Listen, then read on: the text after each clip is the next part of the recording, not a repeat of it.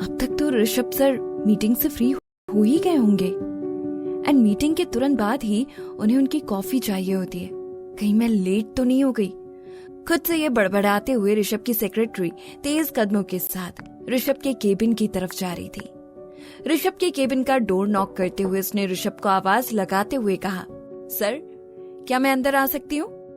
ऋषभ का कोई रिस्पॉन्स ना मिलने पर उसने डोर को धीरे से हल्का सा ओपन करते हुए अंदर देखा तो वो एकदम शॉक्ड हो गई, क्योंकि ऋषभ के केबिन में सभी फाइल्स और डॉक्यूमेंट्स नीचे जमीन पर बिखरे पड़े थे। ये देखकर उसने जल्दी से अपने हाथ में पकड़े हुए कॉफी मग को टेबल पर रखा और झुककर सभी फाइल्स और डॉक्यूमेंट्स को कलेक्ट करने लगी। फाइल्स को कलेक्ट करते हुए वो तिरछी नजरों से ऋषभ के चेहरे को देखने की कोशिश कर रही थी।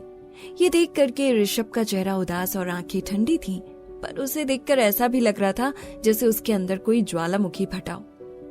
सेक्रेटरी ने इस समय ऋषभ से कुछ बोलना सही नहीं समझा और उसने ऋषभ को थोड़ा झिझकते हुए बस इतना ही कहा, ऋषभ सर आपकी कॉफी। ऋषभ ने पलकें उठाई और उसने कप में कॉफी पर नजर डाली, लेकिन कोई जवाब नहीं दिया। सेक्रेटरी ने गहरी सांस ली और ये सोचते हुए कि ऋषभ का सारा गुस्सा फिर से न फूट पड़े, वो धीमे कदमों से केबिन से बाहर जाने लगी। कुछ कदम बाहर की तरफ बढ़ाते हुए सेक्रेटरी ने सुना कि ऋषभ ने किसी को कॉल करके पूछा, आज तुम्हारी ट्रेनिंग का पहला दिन है, कैसा लग रहा है तुम्हें? ऋषभ की बातें सुनकर सेक्रेटरी थोड़ा चौंक गई। उसने सोचा, ऋषभ सर किससे बात कर सकते हैं ऐसे? ऋषभ ने हल्के से मुस्कुराते हुए फोन पर कहा, आई नो यू स्वीटी, तुम हो ही इतनी अच्छी कि कोई तुम्हारी तारीफ किए बिना रह ही नहीं सकता। ऋषभ को इस तरह की बातें करते सुनकर सेक्रेटरी मन ही मन सोचने लगी, सर जानवी मैम से तो इस तरह से बात नहीं करेंगे, ऐसे लाड़ प्यार से तो एक पिता ही अपनी बेटी से बात करता है।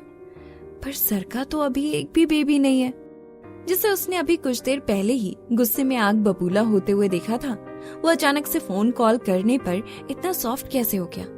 ये सोचते हुए वो बहुत कंफ्यूज हो रही थी। सच में ऋषभ सर आजकल बहुत ही वियर्ड बिहेव करने लगे। खुद से ये बड़बड़ाते हुए उसने अपने मन में स्वीटी नाम याद कर लिया। ये सोचकर कि अगर फ्यूचर में मैं उनसे मिली तो उसे बहुत ही केयरफुल रहना होगा।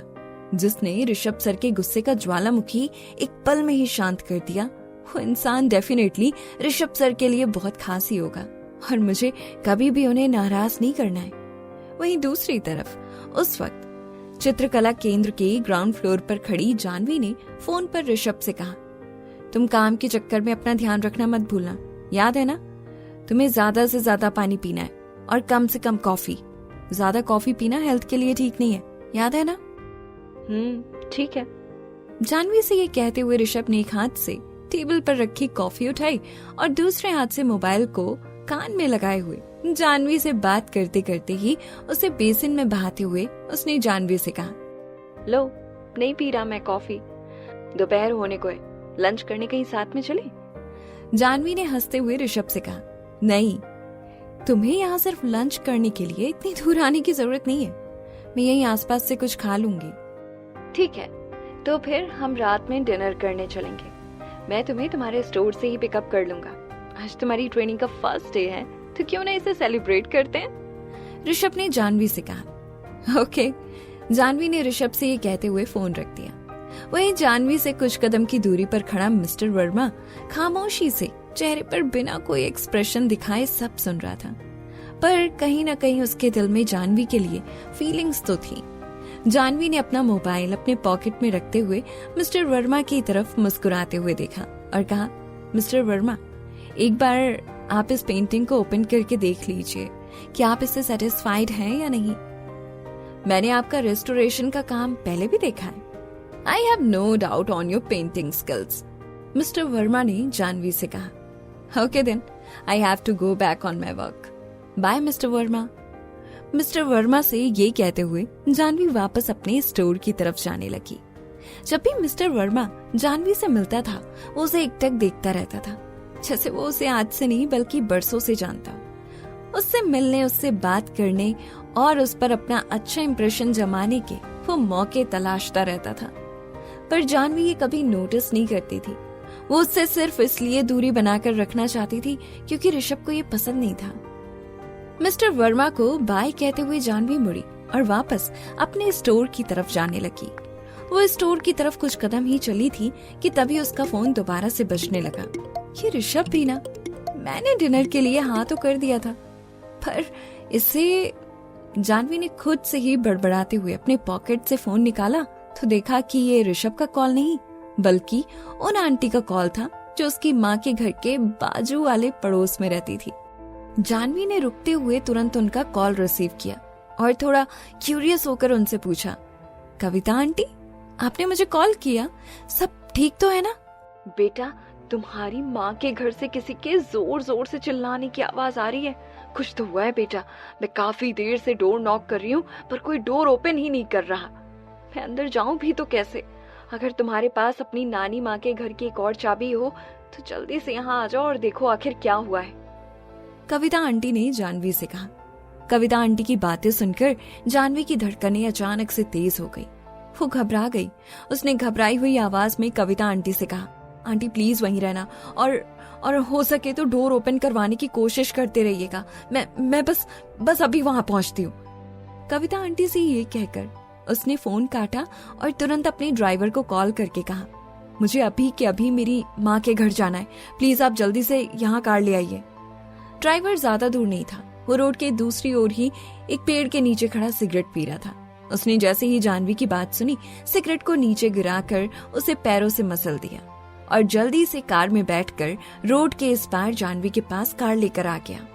मिस्टर वर्मा ने भी वहीं खड़े खड़े जानवी की बातें सुनी। जानवी को इतना हैरान और परेशान देखकर वो इतना तो समझ गया कि कुछ तो हुआ है। वो 2-3 कदम आगे बढ़कर जानवी के पास गया और उसने जानवी से पूछा, क्या बात है? Is everything all right?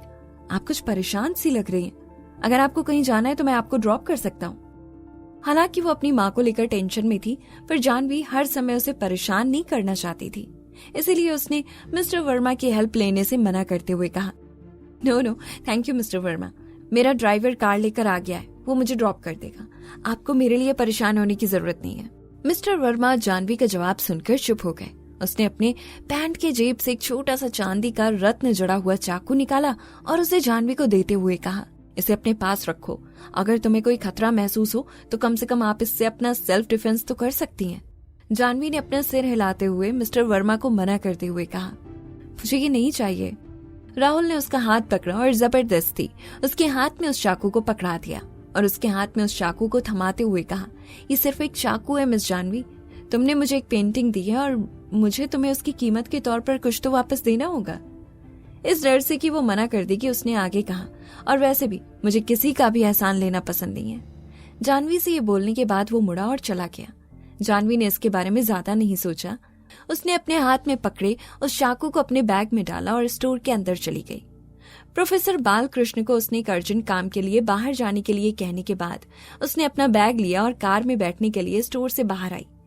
Car में बैठते हुए उसने ड्राइवर से कहा, जल्दी से कार स्टार्ट करो कमल जी। जानवी कार की बैक सीट पर बैठ गई और अपनी माँ को कॉल लगाने लगी। फोन लग तो रहा था लेकिन जानवी की माँ उसका कॉल रिसीव नहीं कर रही थी। उसकी आंखें तब अपनी माँ की चिंता से भरी थी। रास्ते में रेड सिग्नल पर कार रोकने पर ड्राइवर ने जल्दी से अपना मोबाइल फोन निकाला और ऋषभ को एक मैसेज भेजा, ऋषभ सर, जानवी मैडम की माँ के घर पर एक इमरजेंसी प्रॉब्लम हो गई है। करीब आधे घंटे के बाद जानवी अपनी माँ के घर पहुंच गई।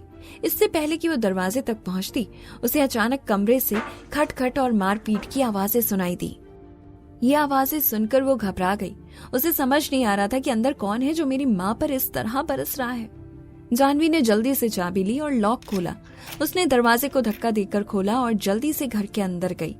जैसे ही जानवी अपनी माँ के घर के अंदर एंटर हुई, उसने देखा लिविंग रूम में सारा सामान बिखरा पड़ा हुआ था। हर जगह टूटे हुए cup, TV, remote, fridge, fruits पूरे फ्लोर पर बिखरे पड़े थे। सोफे अपनी जगह पर नहीं थे। टेबल चेयर्स नीचे टूटी पड़ी थी। पूरा घर ही बुरी तरह से अस्त व्यस्त था। जैसे ही उसने लिविंग रूम से अंदर की तरफ कदम बढ़ाए, उसने देखा एक रूम में जानवी की माँ सुमित्रा बुरी हालत में खड़ी हुई थी। उसके बाल बिखरे थे और कपड़े भी फटे हुए थे। एक आदमी ने उनके बालों को खींच कर पकड़ा हुआ था और उनसे कह रहा था, मुझे 5 लाख रुपए चाहिए, वरना मुझसे बुरा कोई नहीं होगा, समझी तुम? सुमित्रा की आंखें लाल थी। उसने गुस्से से उस आदमी से कहा, तुम मुझे चाहे कुछ भी कह लो, चाहे कितना भी मार लो, पर मैं तुम्हें एक फूटी कौड़ी भी नहीं दूंगी, समझे तुम? दोनों में इतनी तेज बहस हो रही थी कि उन्हें पता ही नहीं चला कि कोई कमरे में एंटर हुआ है। जानवी ने ठंडी आंखों से उस आदमी को देखा और अपनी आवाज ऊंची करके गुस्से में उस आदमी से पूछा, तुम कौन हो और तुम हमारे घर में क्या करने आए हो? जानवी की आवाज सुनते ही उन दोनों ने अपना सिर घुमाकर उसकी ओर देखा। जानवी ने उस आदमी का चेहरा साफ साफ सामने से देखा। वो आदमी दिखने में लगभग 50 से 55 साल का लग रहा था। मोटा चेहरा, रंग गोरा, मोटी भौहें और बड़ी बड़ी गहरी आंखें। उस आदमी को देखकर ये तो कहा जा सकता था कि अपनी जवानी में जरूर वो एक सुंदर, हैंडसम आदमी होगा।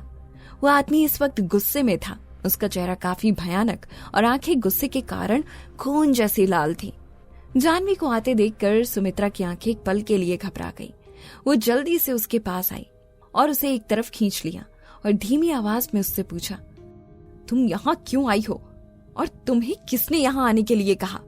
जानवी ने अपनी माँ सुमित्रा से कहा, माँ, हमारे घर की पड़ोस वाली कविता आंटी ने मुझे फोन करके बताया और कहा कि घर पर झगड़ा हो गया है, आप ठीक नहीं है, मैं जल्दी से घर आ जाऊं। सुमित्रा ने उसकी कलाई पकड़ी और उसे रूम से बाहर करते हुए उससे कहा, जानवी, तुम अभी जाओ यहाँ से, मैं संभाल लूंगी यहाँ सब, तुम इस सबसे दूर ही रहो। जानवी ने उनसे जाने से इनकार कर दिया और उन्हें ऊपर से नीचे तक देखा कि उन्हें कोई चोट तो नहीं आई है। उनके बिखरे हुए बालों को उसके कानों के पीछे किया और उसने अपनी माँ से पूछा, माँ, यह आदमी कौन है और यह आपसे 5 लाख क्यों मांग रहा है? क्या आपने कभी इस आदमी से कोई पैसा उधार लिया था? कौन था वो आदमी जो इस तरह जानवी की माँ सुमित्रा पर वायलेंस हो रहा था? आखिर क्या रिश्ता था सुमित्रा का उस आदमी के साथ? जानने के लिए सुनिए कहानी के आने वाले एपिसोड्स।